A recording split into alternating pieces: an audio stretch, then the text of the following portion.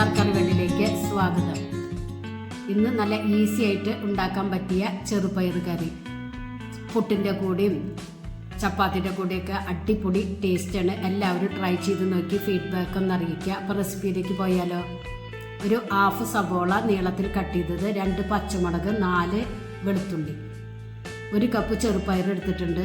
ഇത് നല്ലവണ്ണം വാഷ് ചെയ്തെടുക്കുക. എന്നിട്ട് കുക്കറിലേക്ക് ഇട്ട് കൊടുക്കുക. കുക്കറിലാണ് വേവിച്ചെടുക്കുന്നത്. 2 കപ്പ് വെള്ളം ഒഴിച്ചു കൊടുക്കുക. ഇതിലേക്ക് സവോളയും പച്ചമുളകും വെളുത്തുള്ളിയും ഇട്ട് കൊടുക്കുക.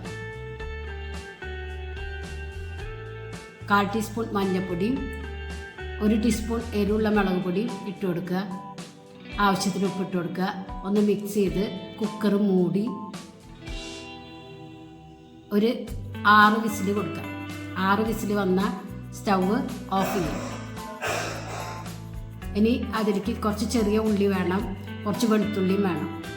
അത് ഇതുപോലെ ചതച്ചെടുക്കുക. ചതക്കണ കല്ലിൽ വെച്ച് ചതച്ചെടുക്കുക. ഇനി കല്ലിലല്ലെങ്കിൽ മിക്സിയുടെ ജാറിലിട്ടുണ്ട് ഒന്ന് ക്രഷ് ചെയ്തെടുത്താൽ മതി.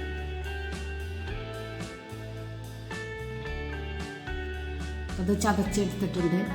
ഇതുപോലെ വേണം ചതച്ചെടുക്കാൻ. അതൊന്ന് മാറ്റി വയ്ക്കാം. ഇപ്പോൾ കുക്കറിൽ വിസിലൊക്കെ വന്നു. ഒന്ന് ഓപ്പൺ ചെയ്ത് നോക്കാം.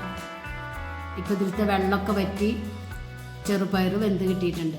ഇതിലേക്ക് 1.5 കപ്പ് ചൂടുവെള്ളം ചേർത്ത് കൊടുക്കാം. എന്നിട്ടൊന്ന് തിളപ്പിച്ചെടുക്കുക. ഇപ്പോൾ തിളച്ച് വന്നിട്ടുണ്ട്. ഇതൊന്ന് മാറ്റി വേറൊരു പാന് അടുപ്പത്ത് വെച്ച് കൊടുക്കുക. അതിലേക്ക് ഒരു 3 ടേബിൾ സ്പൂൺ വെളിച്ചെണ്ണ ചേർത്ത് കൊടുക്കുക. ചൂടായാൽ കടുക്, ചതച്ച് വെച്ച ഉള്ളി ചേർത്ത് കൊടുക്കാം. എന്നിട്ട് നല്ലവണ്ണം മൂപ്പിച്ചെടുക്കാം. ഒരുവിധം മൂത്ത് വന്നിട്ടുണ്ട്. ഇതിലേക്ക് ഒരു നുള്ളു മഞ്ഞൾപ്പൊടി, 1/2 ടീസ്പൂൺ കാശ്മീരി മുളക് പൊടി, 1/4 ടീസ്പൂൺ കുരുമുളക് പൊടിയും ചേർത്ത് കൊടുക്കുക.